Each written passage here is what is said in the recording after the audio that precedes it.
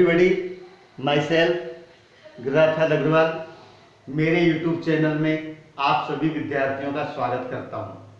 आज मैं आपके सामने एक नया बिंदु लेकर उपस्थित हुआ हूं जो सभी कक्षा के विद्यार्थियों के लिए बहुत महत्वपूर्ण है, लेकिन विशेष रूप से 8वीं से लेकर 11वीं तक के विद्यार्थियों के लिए सबसे ज्यादा महत्वपूर्ण है, क्योंकि बोर्ड परीक्षा में, लोकल परीक्षा में यह प्रश्न जरूर आता है।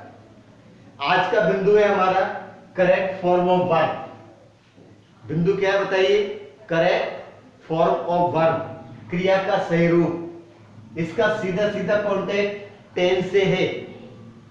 तो देखिए, परीक्षा के अंदर प्रत्येक कक्षा में 3 या 4 नंबर का बिंदु यह अवश्य आता है।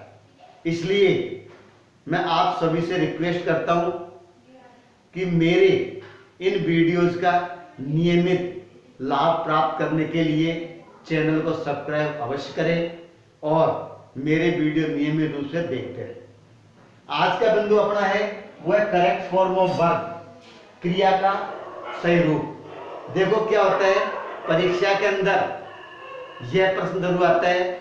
किस प्रकार से प्रश्न पूछा जाता है, सबसे पहले मैं आपको बताऊं। ये क्वेश्चन आता है, fill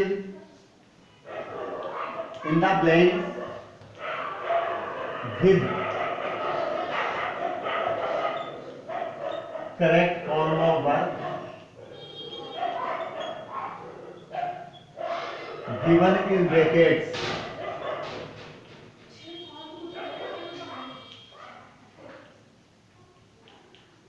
fill in the blanks with correct form of verb given in bracket.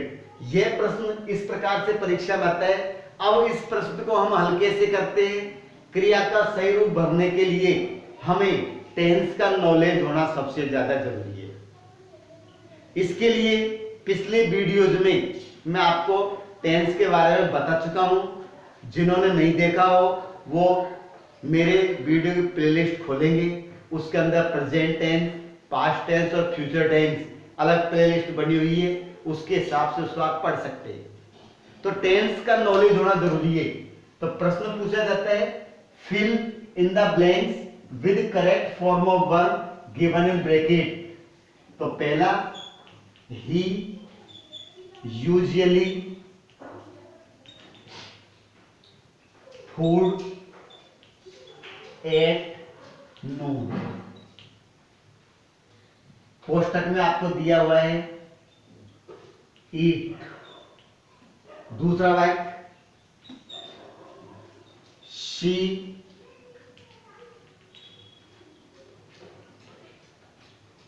A speech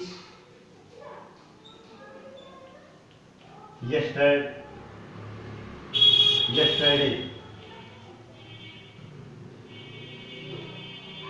poster में आपको मिलेगा prepare.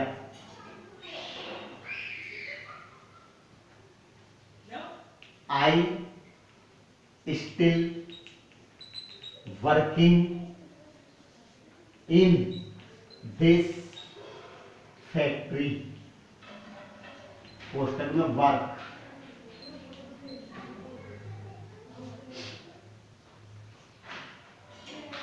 They already money in the bank।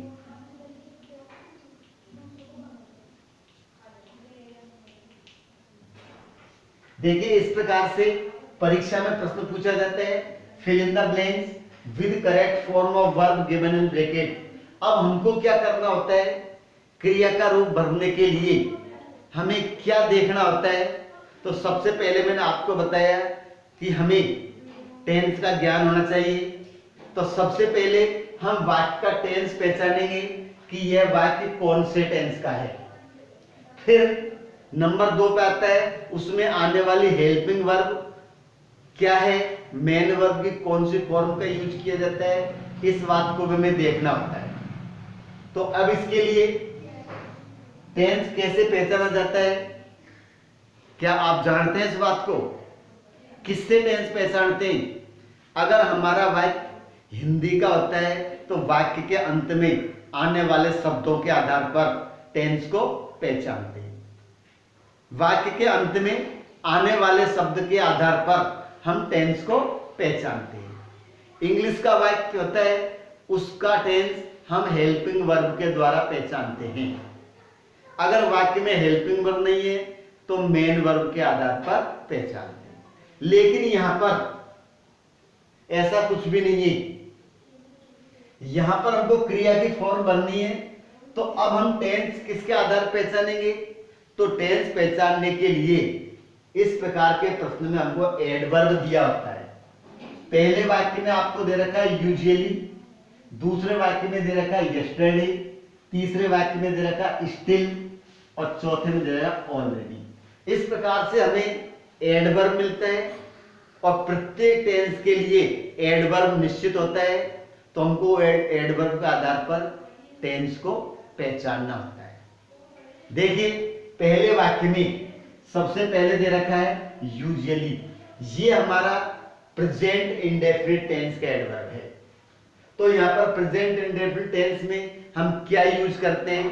V1 या V1 प्लस ACS या डू डज प्लस V1।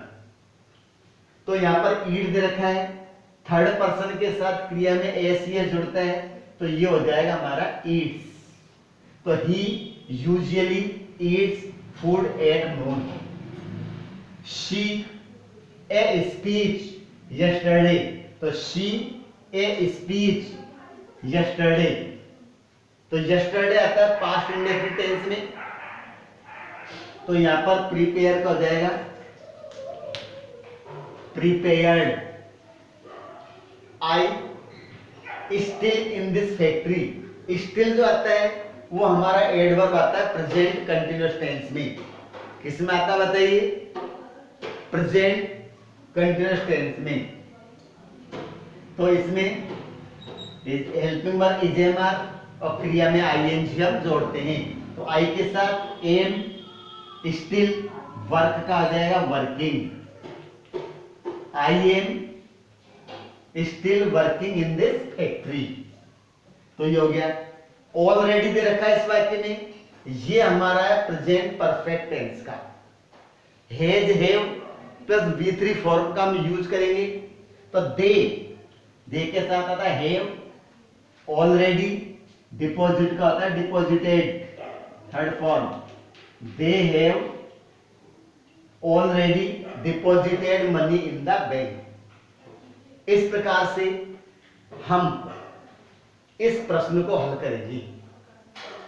सबसे पहले tense पहचानेंगे, उस tense में आने वाले हेल्पिंग वर्ब और मेन वर्ब कंफर्म करेंगे और फिर सब्जेक्ट के अनुसार क्रिया का यूज करेंगे। बहुत महत्वपूर्ण बिंदु है। अनेक प्रतियोगी परीक्षाओं में भी जहां पर सिलेबस में होता है करेक्ट फॉर्म ऑफ वर्ब का बिंदु जरूर होता है, तो यह बिंदु हमेशा हमारे काम आने वाला है। इसलिए सभी विद्यार्थियों को रिक्वेस्ट करूंगा कि मेरे वीडियोस को निरंतर देखते रहें और वीडियो को लाइक अवश्य करें। अब किन किन बातों का हमको ध्यान रखना होता है जो मैं आपको बता चुका, लेकिन फिर एक बार आपको दोबारा बताया जा रहा है। किन किन चीजों का यूज करते हैं, ये बिंदु आपके समझ में आ गया होगा। अब आगे बढ़ते हैं। क्रिया का use correct form of verb भरने के लिए किन बातों को विशेष देखना होता है वो मैं लिख रहा हूं, लिखिए, आप भी लिखेंगे। क्रिया का सही रूप भरने के लिए हमें सेंटेंस के बारे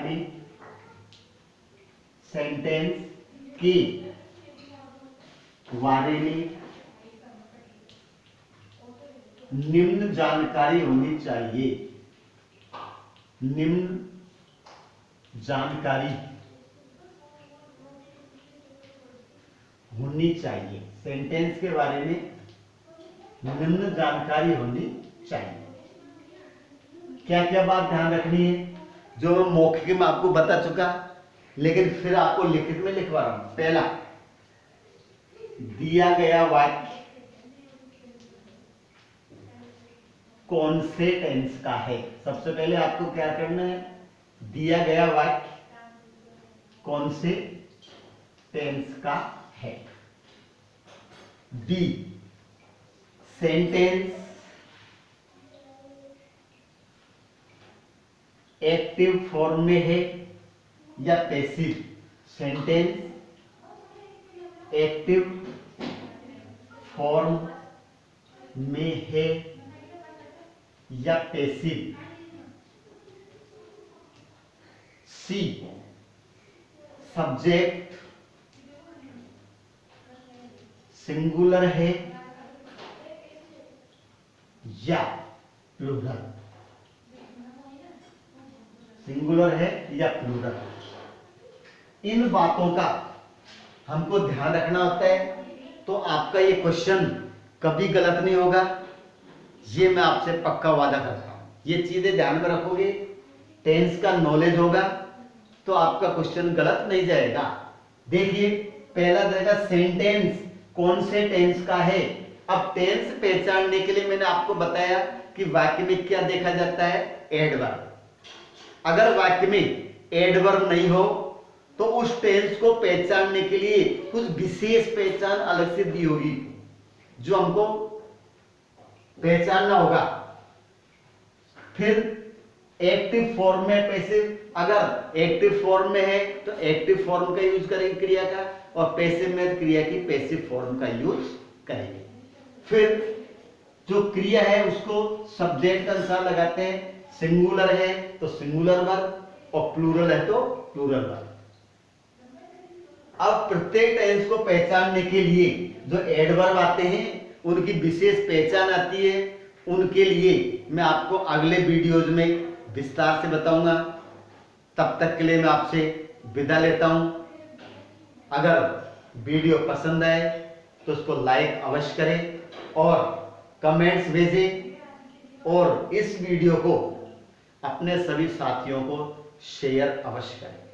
धन्यवाद।